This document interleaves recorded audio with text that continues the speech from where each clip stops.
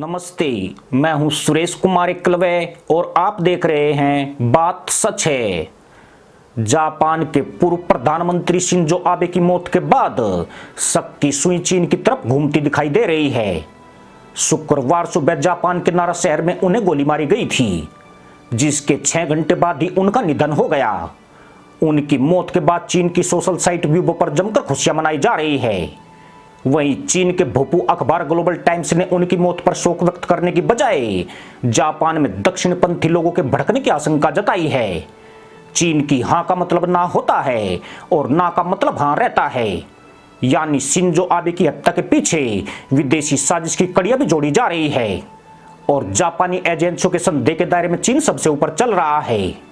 जिस शख्स ने चुनावी कैंपेन के दौरान शिंजो आबे पर गोली चलाई, वह जापान के नारा शहर का रहने वाला 42 साल का यामागामी तेत्सुआ है।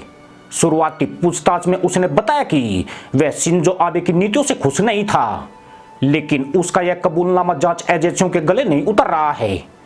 इसका कारण यह है कि शिंजो आबे साल 2020 में प्रधानमंत्री पद छोड़ चुके थे और अब तमाम फैसले नई सरकार पर छोड़ दिए गए थे। खास बात यह है कि शिंजो आबे देश और विदेश में लोकप्रिय चेहरा थे और उन्हें जापान में आबेनोमिक्स के तौर पर जाना जाता था। ऐसे में यामागामी हत्या करने की जो वजह बता रहा है, वह किसी के भी पल्ले नहीं पड़ रही है। हमलावर यामागामी महीनों पहले से ही शिंजो आबे की हत्या की योजना बना रहा था। उसके पास से एक होममेड हथियार बरामद हुआ है। यह हथियार उसने कैसे तैयार किया, यामागामी के पास इसका कोई जवाब नहीं है। यही नहीं, उसने जिन गोलियों को शिंजो आबे पर दागा, वह कहां से आई थी, इसका भी यामागामी ने खुलासा नहीं किया है। यानी शिंजो आबे का हत्यारा कुछ नहीं बल्कि बहुत कुछ छुपा रहा है। यकीनन यह उसके अकेले का काम नहीं है, बल्कि इसके पीछे एक बड़ा नेटवर्क काम कर रहा है। चीन ने शिंजो आबे को एक छुपे दुश्मन के रूप में रेखांकित किया था। क्वाड संगठन को मजबूत बनाने के पीछे शिंजो आबे की कड़ी मेहनत और दूरदर्शी सोच रही है। भारत को इस संगठन का सदस्य बनाना आबे के लिए सबसे बड़ी उपलब्धि रही थी।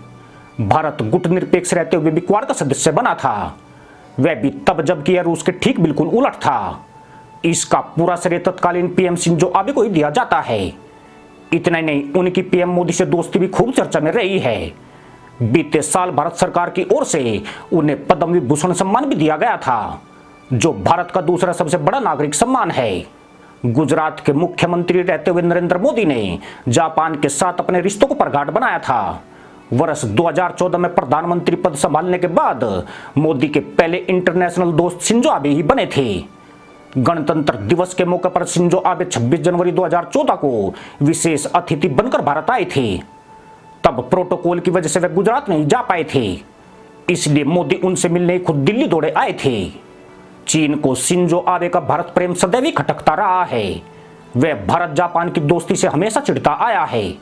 खासकर शिंजो आबे के पहले कार्यकाल से ही यह रिश्ते मजबूत होने शुरू हो गए थे, जो आज पूरी तरह शिखर पर पहुंच गए हैं। चीन के पास उनकी हत्या की कई वजह मौजूद है।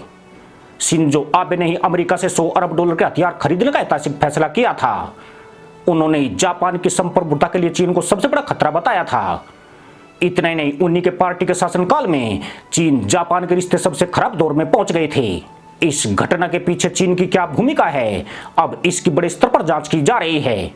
वैसे पीएम फूमियो किशिदा का यह कड़ा बयान नजरअंदाज नहीं किया जा सकता है कि दोषियों को इस बर्बरतापूर्ण कार्रवाई की कड़ी से कड़ी सजा दी जाएगी। इसी के साथ अनुमति दोस्तों, जय जवान, जय किसान, जय हिंद, वंदे मातरम।